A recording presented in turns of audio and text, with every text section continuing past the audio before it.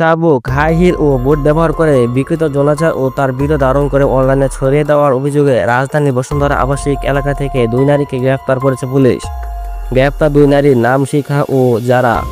বুধবার রাতে বসুন্ধরা আবাসিক জি ব্লক থেকে বাটা থানা পুলিশ তাদের গ্রেফতার করে। গ্রেফতারের সময় তাদের কাছ থেকে বিশেষ ধরনের পোশাক, একটি চাবুক, হাই হিল ও বুটসহ যৌন কর্মকাণ্ডে ব্যবহৃত নানা সামগ্রী উদ্ধার করা হয়। বৃহস্পতিবার বাটা থানায় ভারপ্রাপ্ত কর্মকর্তা ওসি মোহাম্মদ মাজারুল এসব তথ্য জানান। পুলিশ জানায়, দীর্ঘদিন ধরে বিডিএসএম নামে বিকৃত যৌনাচার চালিয়ে আসছে একটি চক্র। রাজধানীর বসুন্ধরা আবাসিক এলাকায় এমন কর্মকাণ্ড চলছে বলে জানা যায়। গোপন সংবাদে ভিডিওতে বুধবার রাতে অভিযান চালিয়ে চক্রের 2 নারী সদস্যকে গ্রেফতার করা হয়। উদ্ধার করা হয় বিশেষ ধরনের পোশাক, একটি চাবুক, হাই হিল ও বুটসহ যৌন কর্মকাণ্ডে ব্যবহৃত নানা সামগ্রী।